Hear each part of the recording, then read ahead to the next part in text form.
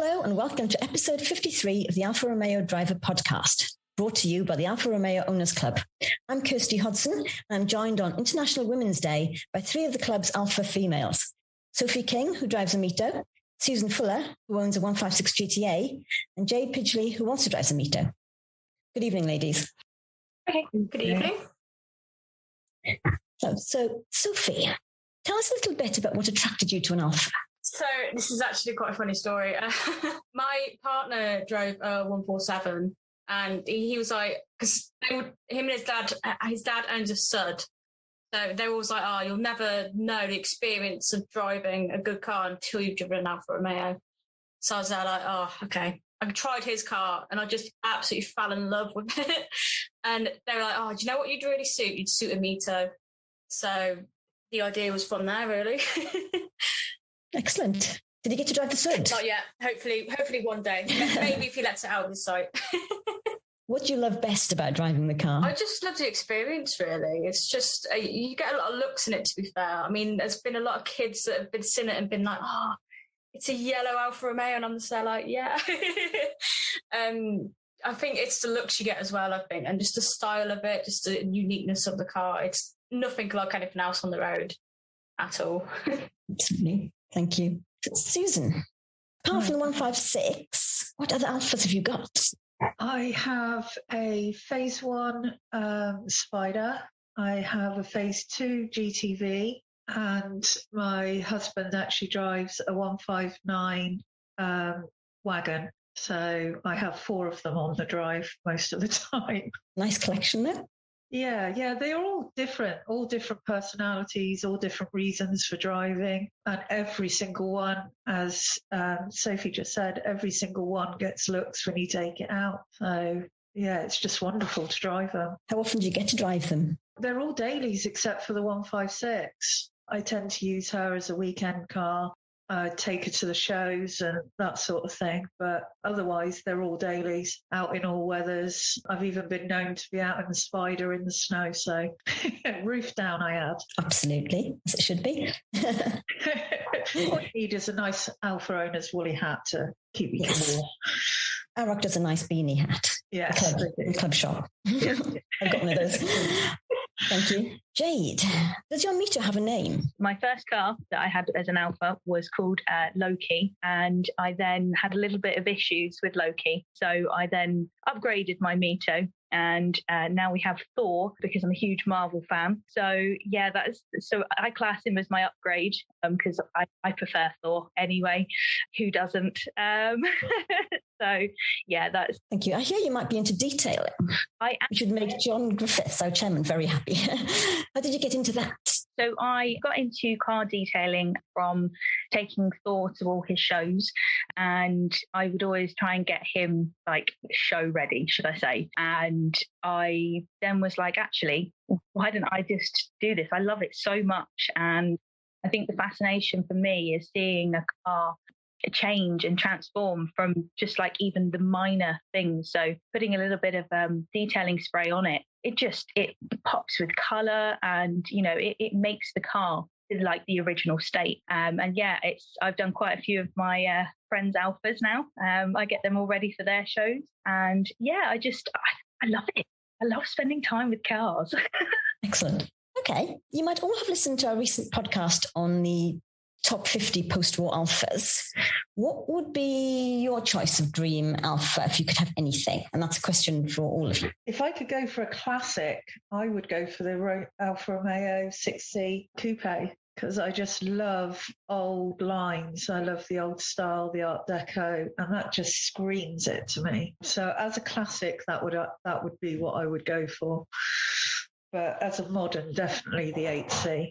I used to love, really childish, but I used to love sitting on the computer and just listening to the sound of them driving around and dreaming of when I could have one, but not there yet.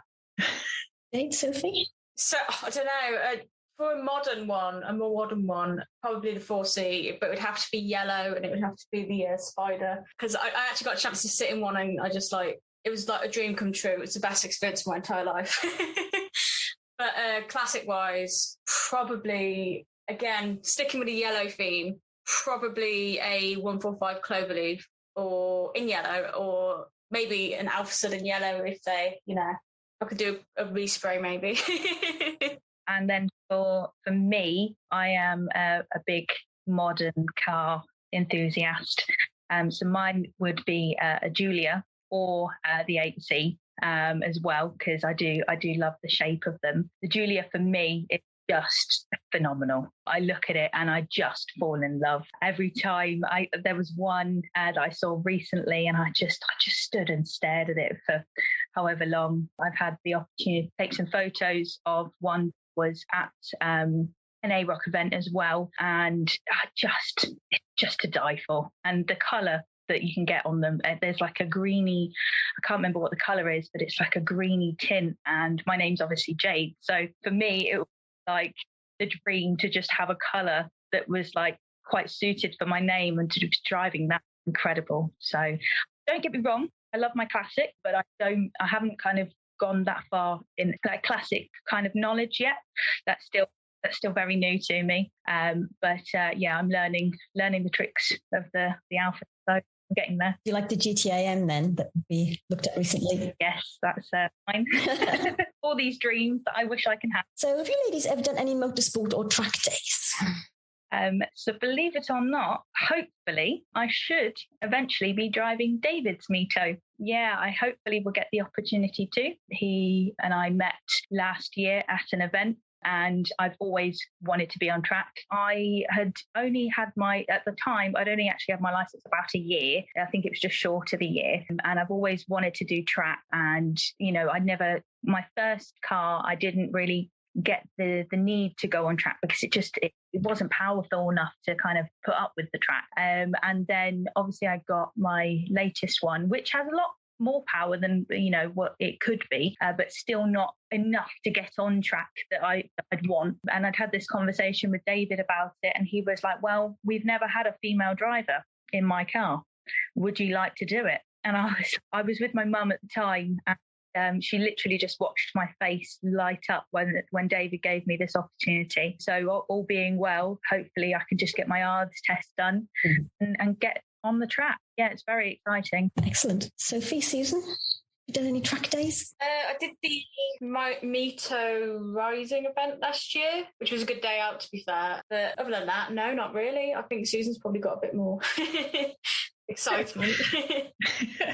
Well, not really, no. I mean, I've just had Thruxton driving experience bought for my birthday, but Christmas, but that's not going to be in Alfa Romeo, unfortunately. But I do have the Autoluso 156 day coming up, so I shall get to drive the GTA that day at Bicester, apparently. So that's my first experience on the track in one of my cars. I mean, I think, they've got the test track for the afternoon. Yeah, sounds like it. I'm a little bit nervous about it, but I'm like, I want to get out there as well and see what she's got. That'll be fun. Yeah. How do you make the most of being in the Alfa Romeo Owners Club? Do you get out of the club? I like meeting everybody, to be honest. Or when we all get together, seeing the other drivers, the other cars, actually seeing other women, to be honest. I've been around garages for most of my life, and quite frequently have been the only female, which, as the girls can probably tell you, can be awkward at times. So it's just really nice to see other female people out there enjoying the cars as much as I do. So I would elaborate on that as well, as Susan was saying. So, I'm in my little group that I've got from AROC. I think there's only 2 of us at the moment, and we do get shadowed by the males. However, I like to do my bit, and let's say that I've been called a better driver than most of my group, and I like to make a stand about it as well. I've made some incredible friends from it. I was actually part of AROC early on, as soon as I got my first car, but then I didn't kind of go to any shows or anything like that, and until I got my second car, and then I started going to shows, and it was just an incredible experience and meeting everybody. And I love being social, so it's nice to be able to talk so freely. I agree with you. I still find that sometimes when I go to places, they'll talk to my husband about my cars rather than me, although he does always sort of say, it's her car, not mine, and wanders off unless there's something a little bit too technical for me because he's a mechanic. But otherwise, yeah, it is that. It's just that general conversation and enjoyment of being out there. I've been out before and I've been, standing with a partner. Yeah, they've been like, oh, nice car. He actually turned around and was like, it's hers, not mine. Yeah. Just standing so proud and be like, yeah, that's mine, not his. Don't you worry about that. It's me that's done all the detailing and everything. Yeah. That's exactly the same for me. I've got a sticker on the back of my car that says, just got passed by a girl. Just there's no misunderstanding possible. If I stuck stickers on, I would have one of those. So Alfa Romeos have been driven and raced by some very famous male drivers. They've also had some women racing drivers, starting with Baroness Maria Antonietta di Vanzo, who joined Alfa Romeo as a driver just after World War I. She was the first Italian female racing driver, in fact, raced in the Mille Miglia 5 times. But she learned to drive when she was still a child after borrowing her father's motorised tricycle, as you do. So were you ladies interested in cars from a really young age as well? From a young age, I would go on track days with my stepdad. He used to race for Kumo BMW, and I watched him, get first place in championships right from a young age. He got me a motocross bike as well, and I think I started riding about 13. And then from a really, really young age, my dad used to let me change his gears, and that was always a fun experience for me. And then going right back, my great-granddad was a racer. He did it, I think it was after World War I, and he actually had like an exhibition on at Brooklands Museum, which was a phenomenal experience for me because I actually went there last year. I think it was the 10th of October, and I managed to park me and some of my friends in the line where my great-granddad had a photo taken, and it was so, like, I was in tears because I was like, wow, this is incredible. Like, he raced on this track, although the track's no longer there, and I got to kind of experience that. And I had like a little memorial thing done for him. So it's like a little tag that I hang on my car, and it's the year that he was born. And I'd like to take that, through my racing kind of experience and make him kind of proud of what I've kind of followed in his footsteps. So, yeah. That's lovely. Sophie, Susan? I've been into cars since very young age. My dad's owned a garage, so I was always around that. I used to serve petrol for him and that sort of thing. And before then, he's had motorbikes and cars all his life, so my granddad's, etc. So, yeah, it's just been something I've always been interested in, and I like to get my hands in as well, not just to drive. I like to get oily and dirty and enjoy trying to fix them and learning about how they worked. At one stage I wanted to be a mechanic, but when I was that age it wasn't the done thing, so I went into nursing instead. Just a slight change around, really. Mechanics of a different sort. Exactly. But yeah, I love it. Weekends with my dad, he used to do stock car, and I was saying to you earlier about doing mini stocks, but again, because it was a very male environment, I didn't proceed with that. So a few regrets there, but no, I've always loved cars, motorbikes, anything mechanical. It's just fun, isn't it? Yeah, I mean, I've not really been into cars that long, really. I've always seen cars that have been really cool, but never had the courage to be there like, oh yeah, I'd love one of those, But yeah, I've been into it quite recently, to be fair. But I'm the same as Susan, really. My partner's a mechanic, so I'll just kind of he'll teach me how to do things on my car, and then I'll try and put it in my head and remember it, but usually I've forgotten by the time I've had a sleep. So, yeah, he's taught me a few things, bless him. But yeah, I just love cars now, to be fair. I just love everything. My dad was a mechanic too, so it seems quite a common background. Yeah. Girls who love cars to have been in that environment from a very young age. Yeah, totally. I think it's the link as well with your dad and with the car and everything else. It's just that family enjoyment of getting time together and enjoying something together. And it doesn't matter whether you're male or female, really, but being able to do it as a girl with your dad is even more special, I think. Absolutely. Yeah, what we were saying about it being difficult to get into motorsport as a girl, I think you'd have to be a pretty interesting and strong character to be a racing driver in the first half of the 20th century. Certainly. There's a lady called Helen Nice, for example. She was a model and professional dancer who took up motor racing when her dancing career ended. And she was one of the first drivers to display sponsor adverts on her car. How cool is that? That's really awesome. It must have been quite difficult for her, but... Yeah, she must have had some real spirit to be able to push herself forward. And, you know, especially coming from that background, which is quite a female background, to step forward and say, hey, look at me, I want to do this. Yeah. At those times, she must have been very brave. Quite strong, I imagine. All that dancing would probably make her quite physically strong enough to be able to cope with the G-forces. Exactly. The most recent female Alfa Romeo driver was Tatiana Calderon from Colombia. She went from being a karting driver through to the F1 test driver for Alfa Romeo Racing in 2017. But behind the scenes, though, the current Alfa Romeo team has a couple of women in senior positions. We've got Silvia Crivero as the head of info connectivity validation, basically in charge of the in-car display software. We've got Maria Gracia Lisbona, who looks after the engineering propulsion systems, including the electrification of the Tonale. Oh. What do you ladies think about the electric cars? Interested? No. Yeah, same. Yeah, It's the same for me. Sorry, totally. No, not my thing at all. I can't find a love for them. I'm guessing that they are going to be the way forward. We might have to change our way of thinking, but I really don't want to.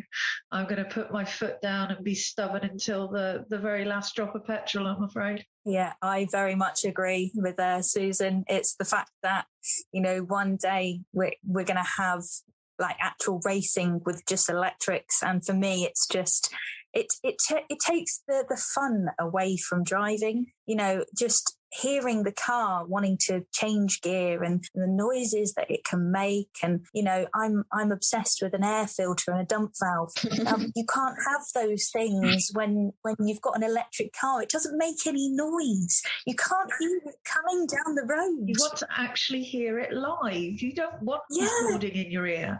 You know, no. I can listen to music if I want that. I want the sound of the engine. Exactly. It's like, you know, even going through Juliet, a friend of mine, hadn't gone to Hindhead Tunnel before, and we all went down on the windows, and it was just the noise of the cars. Like, you don't get that in an electric car. No. And I am going to be really stubborn, and unless I have to physically race with an electric car, will I ever have an electric car?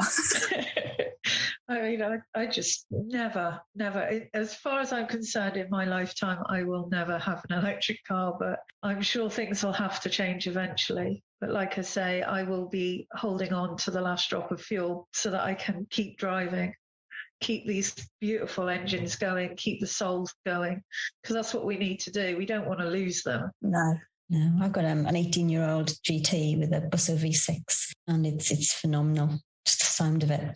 I'm going to keep it as long as I can. One of the best things I've ever done is I went out with a group of friends and we had 6 Bussos and a Maserati going through the Newport Tunnel. I have never heard anything like it in my life. I have to say we were all being extremely noisy and probably not slow enough, but it was amazing. Absolutely soul-wrenching sound. Let's talk a little bit more about previous Alfa Romeo racing drivers that were female. Are there any that inspire you? As I was saying to you earlier, I'm more of a driver than a watcher, so any female racing driver is inspiring, and I would hope to the younger females of today even more so that they can get out there and enjoy it, because they have far more opportunities than we did. But I am a driver, so I don't tend to watch racing as much as I should. Yeah, I mean, for me, you know, I am a massive fan of F1. I watched that religiously. I think I only missed 3 races last season, but because it's not so televised for women, you know, it's hard to kind of figure out when it's on, and having the channel and things like that. Like I would like drive to my mum's house just to go watch the F1 because I didn't have the channels. And, you know, I do, I'm a massive enthusiast for the way that women have come so far. And, you know, the fact that hopefully one day that I can kind of be sort of in those shoes, you know, it's a real kind of life changer. And I do have a watch the Formula Women. because hopefully, potentially next year, I should be entering that as well. And, you know, those girls do are just amazing. You know, you wouldn't necessarily put some of them in the Formula Women's as well, and they've come and they've had so many different backgrounds. Some of them are business owners, and you just see them excel. And you know, the sponsors behind it, you know, I think 2 of them actually follow me on Instagram, and it's amazing to see their progression and see what it's, you know, the future holds. So yeah, that's kind of the only thing that I watch. But yeah, I hopefully will be watching a lot more in the next coming years. So we've also got Ruth Bascom, who's responsible for race strategy at Alfa Romeo Racing, runs the pit wall for Alfa and F1, and there's a great podcast with her from F1's Beyond the Grid. So things are getting better, I think, for women in motorsport. I agree with you. It is getting better, but it is slower than it should be, really, unfortunately. But, you know, women are stepping up, women are taking over and not being like me, just a driver anymore. They are able to move forwards and enjoy the sport. Yeah, I was thinking like what Susan's saying. Like I think it used to be in like the day, it used to be kind of like taboo for like women to be driving and stuff. So to see there's so much more going on and more people getting involved with it, more women getting involved, I think it's so special. And it's not just a man's thing anymore, it's for everyone, you know, if that makes any sense. Yeah, I agree with Sophie. The man's world of cars in general, not just racing, but mechanics, ownership, is opening wider and wider to women, which is a long time coming, really. It shouldn't just be in the history books that we see these amazing women stepping forward. We've got plenty of amazing women now that can step forward and take control of the industry and make it a women's world, if that makes sense, or a joint world, should I say. Hopefully we'll see Jade on the TV on track in the next couple of years. I shall be looking for her. Yes, we will. I mean, I get asked on the daily every time I mention that, you know, I'm enthusiastic with racing. They're like, oh, okay, well, we'll see you as the next female F1 racer then. And I'm like, well, I'm aiming for it. I'm going for it. You go get it, girl. Thank you. I will. Don't you worry. And if I've got to take some men down with me, I will. So be it. Currently got some, you know, women club officials. I'm a member of the management team, and we've got Carol is the veteran car register owner. She looks after those. And we've got Mel, who's the Goodwood section secretary. So we are starting to have some women moving up through the club as well, which is lovely to see. That is nice to see, because I must admit, one of my very first meetings that I took the GTA to, it felt very much like an old man's club. I don't want to say it disrespectfully, but it didn't feel overly welcome as a young female. I say young, 45, but, you know, young female bringing her car to a show. You didn't necessarily feel very supported at first. But now, as you say, we are being more notified in the club and noticed, and it is a good thing. And in our own right as well, not necessarily as a plus one. No, exactly that. I'm trying to kick off an Alfa Female program to increase the number of women in the club, to retain the women we've got, increase the numbers, find the women who own Alfas who aren't in the club and don't even know the club exists. So we've got all sorts of things, ideas to try and do this, but I would absolutely welcome ideas from you guys as well. That'd be brilliant. How are we gonna do this? So yeah, that's starting now. This podcast is the first part of that program. I think you'll find there are a lot of female Alfa owner club members that just don't step forward because of the way, you know, I don't always post my cars on the actual owner club's Facebook page and things, because you find that the men don't always receive them well, or they don't like what you're saying or whatever. So I think there is still some old views that stop us stepping forward, if you know what I mean. I want to break those barriers down. I mean, would a women's only Facebook group, AROC, be welcome? I was going to say that's a great idea. I would have said that. And things like, you know, our own section on the website, our own section in the newsletter, you know, things like that about I kind of hate to use the word safe space, but you know what I mean. Somewhere where you can feel comfortable posting. You know, I remember going to my first event and it being quite an anxious feeling. That's why I brought my mum, because I was like, I don't want to be the only one, you know, who doesn't really know anyone or something like that. You know, if you break it down even further, you know, say for example, I live in London, you know, covering the London area and then having like a coffee chat to start with, get to know people, and then kind of have like a bigger event that we would all go to that, you know, people can convoy with and things like that. I think that could also work quite well as well. Thank you very much, Jade, Sophie and Susan, for joining me today for this podcast. Much appreciated. And goodbye. Thank you for having us. Thank you for having us. Thank you for having us. Nice meeting you all. That's all we've got time for this week. We'll be back as usual in 2 weeks' time on Sunday, the 27th of March. In episode 54, we'll be talking to one of the first UK owners to take delivery of a GTAM, Alan Greenhall. And the episode will be available to download from 1:30 p.m. from the club website, YouTube, Apple Podcasts, Amazon Music, Podcast Addict, and wherever else good podcasts are found. Until then, stay safe.